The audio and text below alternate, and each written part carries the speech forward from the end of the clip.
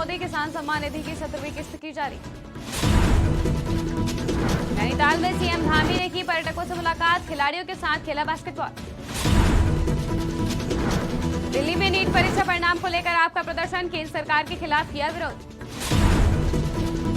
NEET परीक्षा को लेकर एससी ने एनटीए से मांगा जवाब, बिहार के डिप्टी सीएम ने कहा कार्रवाई के निर्देश दिए गए। असम में बाढ़ से हालात और खराब, 1 लाख से ज्यादा लोग हुए प्रभावित।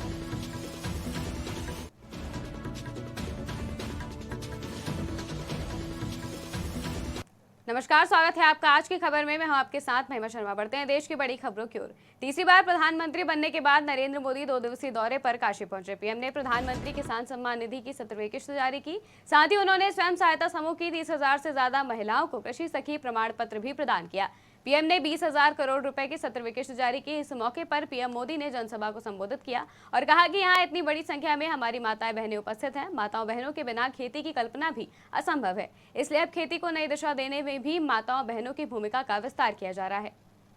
और बहनों, यहाँ इतनी बड़ी संख्या में हमारी माताएं बहनें उपस्थित है। माताओं बहनों के बिना खेती की कल्पना भी असंभव है, इसलिए अब खेती को नई दिशा देने में भी माताओं बहनों की भूमिका का विस्तार किया जा रहा है। नमो ड्रोन दीदी की तरह ही कृषि सखी कार्यक्रम ऐसा ही एक प्रयास है। हमने आशा कार्यकर्ता के रूप में बहनों का काम देखा है। हमने बैंक सखियों के रूप में डिजिटल इंडिया बनाने में बहनों की भूमिका देखी है। अब हम कृषि सखी के रूप में खेती को नई ताकत मिलते हुए देखेंगे। आज 30,000 से अधिक सहायता समूहों को कृषि सखी के रूप में प्रमाण पत्र दिए गए हैं। अभी 12 राज्यों में ये योजना शुरू हुई है। आने वाले समय में पूरे देश में हजारों समूहों को इससे जोड़ा जाएगा। ये अभियान 3 करोड़ लखपति दीदियां बनाने में भी मदद करेगा। उत्तराखंड के मुख्यमंत्री पुष्कर सिंह धामी ने स्थानीय लोगों और पर्यटकों से मुलाकात की। साथ ही खिलाड़ियों के साथ बास्केटबॉल और फुटबॉल भी खेला। इस दौरान सीएम धामी ने कहा कि मैंने यहाँ विद्यार्थियों से बात की है, उनकी खेल गतिविधियों के बारे में भी जानकारी ली है। यहाँ अनेक प्रकार के खेल हो रहे हैं, हम लोग और क्या कुछ अच्छा कर सकते हैं उसकी जानकारी उन्होंने मुझे दी है। हमारी कोशिश होगी कि हम उसे करें।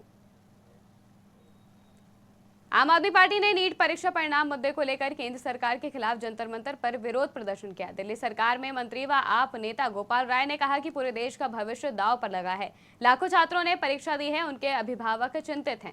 सभी लोग चाहते हैं कि परीक्षा रद्द हो। साथ ही कहा कि घोटाले की जांच की जाए और दोबारा परीक्षा कराई जाए। आप छात्रों के समर्थन में आंदोलन कर रही है। सुप्रीम कोर्ट ने नीट यूजी 2024 में कथित पेपर लीक और गड़बड़ी से संबंधित याचिकाओं पर एनटीए को केंद्र से नोटिस जारी कर जवाब मांगा है। सुप्रीम कोर्ट ने कहा कि अगर किसी की ओर से 0.001% भी लापरवाही है तो उससे पूरी तरह से निपटा जाना चाहिए। वहीं नीट परीक्षा परिणाम मामले को लेकर बिहार के उप मुख्यमंत्री सम्राट चौधरी ने कहा कि इस पर कानून बनाने का काम चल रहा है। बिहार में इस मामले में शामिल लोगों के खिलाफ कार्रवाई करने के निर्देश दिए गए हैं। वहीं केंद्रीय मंत्री जीतन राम मांझी ने कहा कि ये भाजपा, कांग्रेस या महागठबंधन का मामला नहीं है। इस पर सरकार बहुत सख्त हुई है और कार्रवाई कर रही है। कानून बनाने का काम चल रहा है और बिहार में तो हम लोग इस पर कानून भी आदरणीय मुख्यमंत्री के नेतृत्व में नीट के जो लोग भी इस तरह के प्रश्न लीक मामले में हैं, सब पे कार्रवाई करने का निर्देश। कानून बनाने का भाजपा और कांग्रेस और महागठबंधन का मामला नहीं है।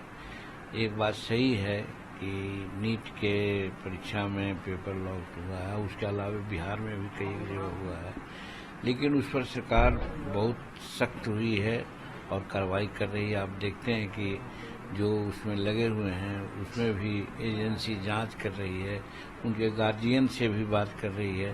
तो कहने का मतलब है कि उसको एरिडिकेट करने के लिए, खत्म करने के लिए सरकार कटिबद्ध हो गई है।